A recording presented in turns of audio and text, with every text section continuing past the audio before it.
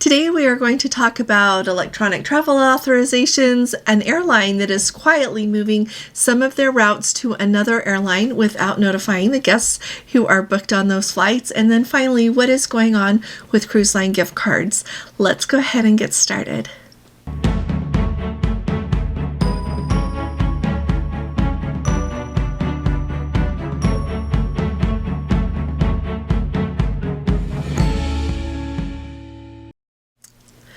Hi there, this is Allison with Let's Go Travel Tips. Today is Thursday, it's January 2nd of 2025, and I want to start off talking about what is going on as far as that electronic travel authorization that you have to have when you are going to travel to the United Kingdom.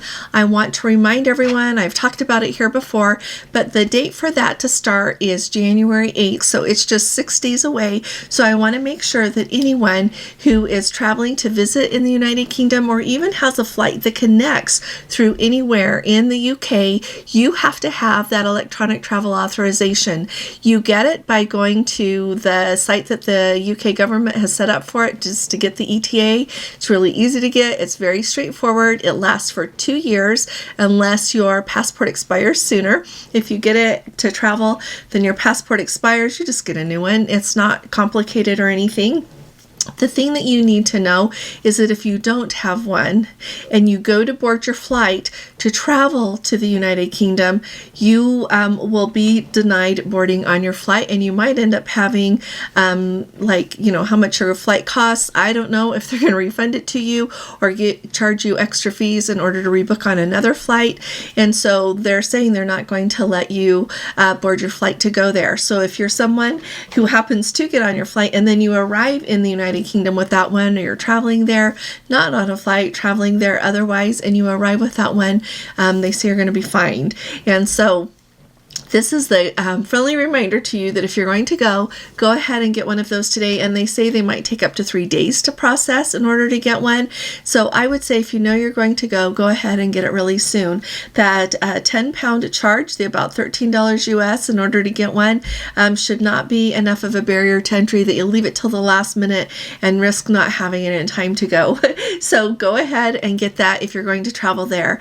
And along with that comes a reminder for all of you. I know that we have some people here that are not only from the United States, but January 8th is the date that a whole lot of countries are going to have to meet that requirement. So check what the requirement is for the country that you live in so that you're prepared and ready to go.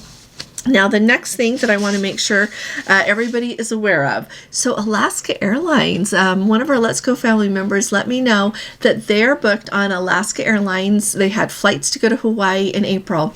Just randomly, she thought she would go ahead and check all of her travel arrangements. She looked, and those flights had been canceled by Alaska Airlines and moved over to Hawaiian Airlines. With moving them over, two important things. Number one, they no longer had any seat assignments. And so that was a problem. The other, even larger problem was they were not notified anyway. They didn't get a phone call, no email, no notification in any way that those flights had been changed. And so if they hadn't happened to check their flights, they would have arrived at the airport at the wrong time. Then they would have had to come back at the right time for their flight, and they wouldn't have had any seats. I do want to point out that Hawaiian Airlines was acquired by Alaska Airlines, and so I wonder if that transition is rougher than anybody at Alaska Airlines realizes with their guests not being notified with the changes in flights. So once again, make sure that you check any flights that you have got booked with Alaska Airlines, Hawaiian Airlines, because you never know what happened there, as well as any other flights you've got booked. I'm going to check all of our flights today and make sure that we still have what I think we have. And you know what? I would say that every once in a while, just check your flights anyway. If you've got flights booked on any airlines, take a look and make sure that everything is exactly as you expect it to be, so that if there are any changes, you have a minute to be able to get that fixed before it's time for you to go. The other thing, we're going to talk about seat squatting around here. So join me another day, but seat squatting is really becoming something on airlines. And you know what? I have seen it happen in person, and I'll tell you about that, but that's something we need to talk about soon. But if you haven't subscribed yet, please go ahead and hit the subscribe button. And if you appreciate my updates, would you please give this video a thumbs up? Now, what's going on with cruise line gift cards? If you have been around here for a minute, you'll remember that back in September, Princess quit selling their gift cards through AARP. Now, it is the cruise lines that decides where they're going to sell their gift cards, right? And so AARP is nice, and they let them sell them through them. And like I said, September, they quit selling the Princess gift cards. Carnival just today has announced that they are no longer going to be selling their gift cards through AARP anymore either. So you might remember for a long time, all of the cruise lines, their gift cards were 10% off, the large mass market, large cruise lines. And then it got brought down. For example, I'll tell you about Carnival. It got brought down to 8% in November. Then in December, they dropped it to a 5% discount when buying those gift cards through AARP. And like I said, they are no longer going to sell them through AARP. So if you're going to want to get a Carnival cruise line gift card, let me know if anybody knows of another site selling them. But you'll have to go to Carnival. So if anybody notices them anywhere else or knows where else to get them, put that in the comments, because that'll help everyone that wants to get one. And as far as cruise line gift cards go, I find it really interesting, honestly, that they consistently offer them at a discount. Honestly, if I owned a company, I wouldn't do that, because you're basically selling a cruise at whatever discount that is, because there are a lot of people that buy those and pay for their entire cruise with them.